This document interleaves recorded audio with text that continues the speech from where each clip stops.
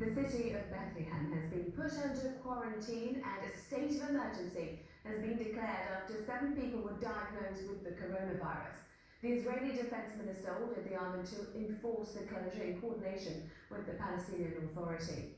The increased security measures come after violent demonstrations stopped the patients being taken to hospital. Our Middle East correspondent Anna Foster has this report. Angry protests on the streets of Jericho. This was where the Palestinian Authority planned to treat its coronavirus patients, but they aren't wanted here. In Bethlehem, there's real concern.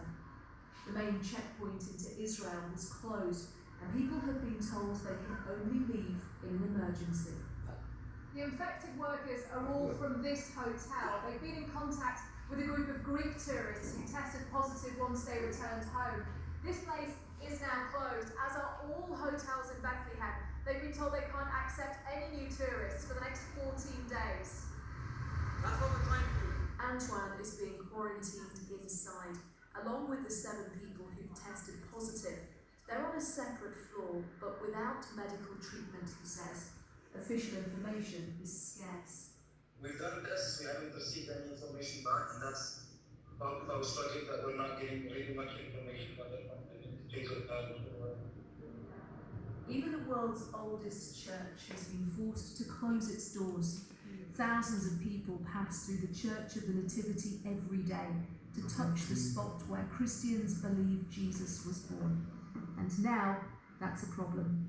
We have kind of these icons, and every place they have to touch all the columns there, and even the star where Jesus was born. So that's why it's just really, if someone have this kind of viruses, it just easily will transmit to the community.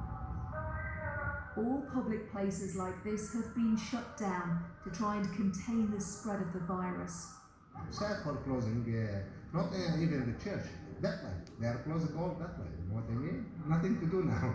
And as you know, Bethlehem depends 100% on pilgrim and tourists.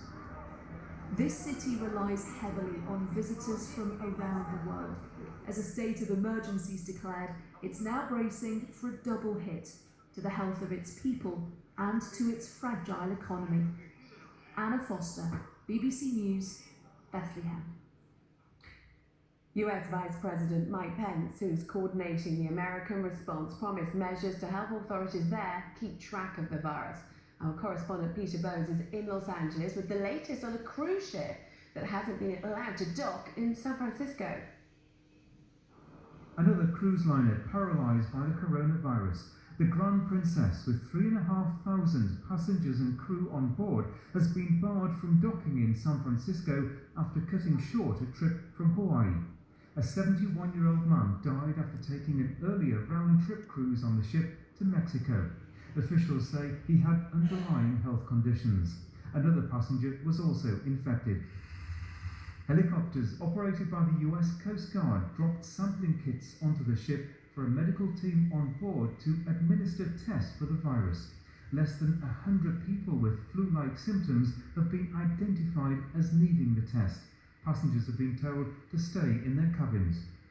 Everything was running through my head. I don't want to go home. I don't want to go home to my family because I don't want to take anything to them. Right. I don't want to take it to my city if I happen to have it on my clothes or whatever. I don't even know. A state of emergency has been declared in California. Around the US, there are now cases in at least 20 states. In Maryland, officials said 3 people contracted the disease while travelling overseas. In Washington, the worst affected state, where 11 people have died, tech companies like Amazon, Facebook and Google have told employees to work from home. The US Vice President Mike Pence, who's leading the effort to control the outbreak, visited Washington to meet with state officials. Our message to families all across the state of Washington is simply this. We're with you. We are here to help, and we're going to stay with you every step of the way until the state of Washington and America sees our way through the coronavirus. As officials say they expect the number of cases to continue rising, Congress has passed an emergency $8.3 billion spending bill to try to combat the disease. but the financial markets continue to be nervous. On Wall Street, it was another rough day as fears grow of a world economic slowdown linked to the virus. Big Bose, BBC News, Los Angeles. Japan has announced that visitors from South Korea and China will be quarantined for 2 weeks when they arrive. South Korea is not happy and is threatening retaliatory measures. Let's get the very latest from our correspondent Robin Brandt, who is in Hong Kong. Robin, tell me more about these very draconian measures.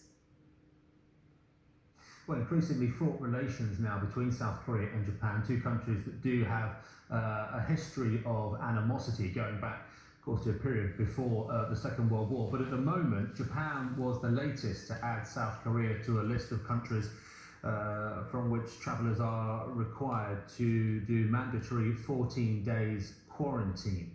Now, that list is now 100 long.